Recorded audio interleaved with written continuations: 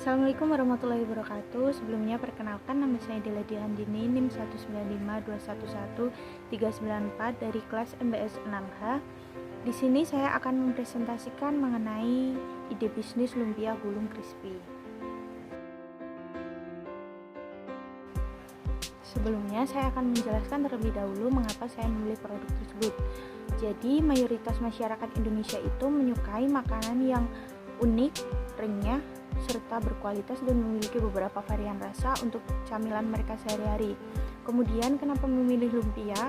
Karena lumpia sendiri sudah terkenal di masyarakat kita. Walaupun sebenarnya masyarakat lebih mengenal lumpia sebagai makanan basah atau sebagai gorengan. Oleh sebab itu, kami berusaha untuk mengubah citra lumpia yang sebelumnya dari makanan basah menjadi makanan kering atau menjadi sebuah camilan. Kemudian mengenai gambaran umum usaha. Jadi usaha ini termasuk ke dalam kategori jenis makanan ringan, atau lebih spesifiknya lagi yaitu mengenai snack kering. Kemudian lumpia ini cocok dijadikan camilan karena memiliki rasa yang enak serta memiliki tekstur yang renyah. Untuk tujuan dari usaha ini yaitu guna menghasilkan produk yang berkualitas, halal, serta dapat dijangkau oleh seluruh masyarakat di Indonesia. Kemudian dari keunggulan produk ini yaitu tidak menggunakan zat kimia dalam proses pembuatannya, serta tidak menggunakan bahan pengawet dan memiliki berbagai varian rasa. Yang selanjutnya yaitu analisis strategi eksternal. Yang pertama mengenai pelanggan. Pelanggan atau pangsa pasar dalam produk ini yaitu seluruh kalangan, baik anak-anak maupun orang dewasa. Hal itu dikarenakan agar produk dapat diserap secara maksimal oleh konsumen. Yang kedua mengenai analisis kompetitor. Untuk saat ini telah banyak kompetitor yang menciptakan produk yang serupa dengan produk kami, sehingga dalam hal ini kami akan menjaga cita rasa dari produk kami. Kemudian kami juga akan melakukan inovasi pada produk. Selain itu juga kami akan memberikan kemasan yang menarik agar dapat menjadi pembeda dari produk-produk kompetitor. Yang selanjutnya mengenai analisis pasar. Yang pertama, segmentasi pasar. Secara geografis, lumpia ini difokuskan untuk masyarakat Solo Raya. Kemudian secara demografis, usaha ini mencakup seluruh kalangan masyarakat. Dan secara psikografis, lumpia ini memiliki cita rasa yang lezat serta higienis karena menggunakan bahan yang berkualitas. Kemudian mengenai target pasar. Target pasar yang kami sasar tidak hanya dalam satu daerah saja, tetapi kami menyasar secara luas dikarenakan kami juga menerima pesanan dari media sosial. Kemudian yang ketiga, positioning atau posisi pasar. Jadi, karena banyaknya pesaing, kami akan berusaha mempertahankan cita rasa dan menjual dengan harga terjangkau. Kami juga akan gencar melakukan promosi sehingga akan memperluas jaringan pemasaran. Kemudian analisis lingkungan. Yang pertama yaitu faktor ekonomi. Industri makanan dan minuman diproyeksi masih menjadi salah satu sektor andalan penopang pertumbuhan ekonomi nasional. Oleh sebab itu, industri makanan ringan atau camilan memiliki peluang untuk terus berkembang ke depannya. Kemudian yaitu yang kedua mengenai faktor hukum.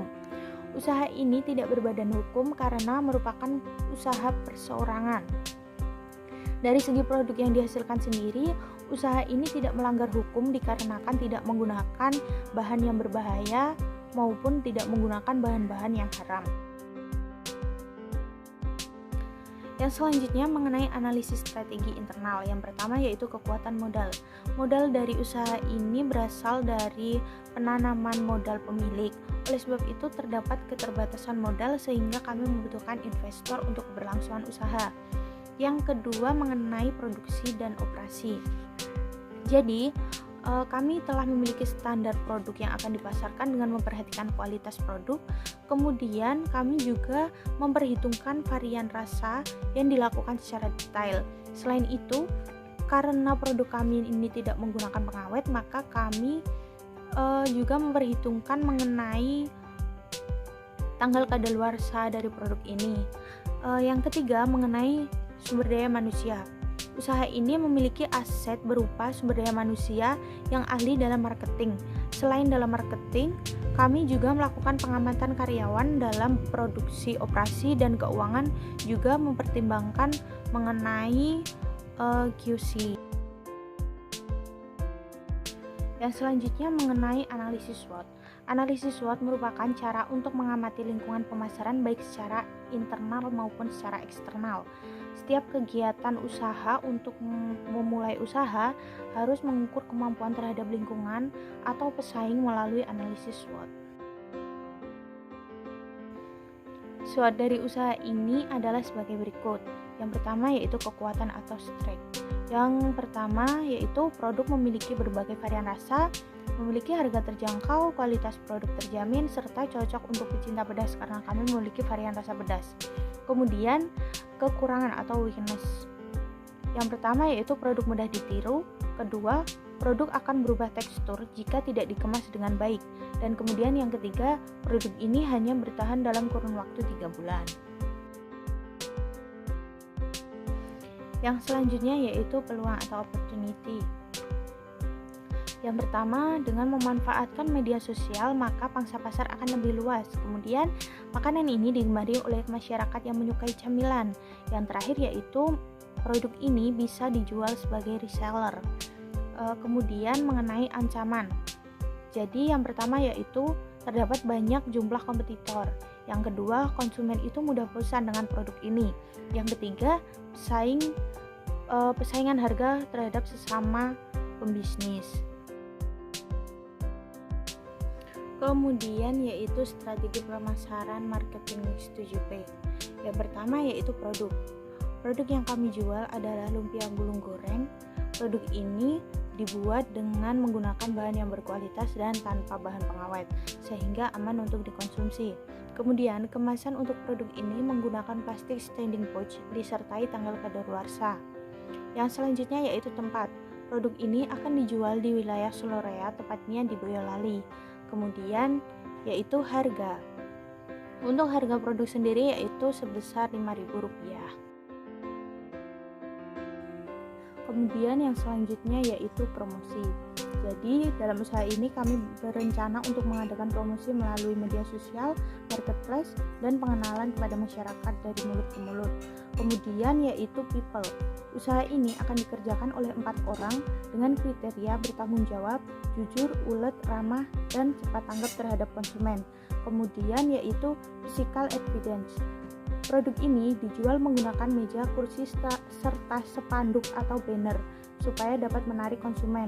Selain itu, agar dapat konsumennya merasa puas, kami juga akan menggunakan bahan yang berkualitas pada proses pembuatannya. Kemudian yang terakhir yaitu proses. Jual beli ini dilakukan dengan cara menghubungi kontak yang tersedia untuk melakukan pemesanan. Setelah melakukan pemesanan, maka konsumen dapat memilih fitur COD bagi masyarakat di sekitar Soloraya dan kemudian dapat menggunakan jasa pengiriman untuk masyarakat yang di luar Soloraya.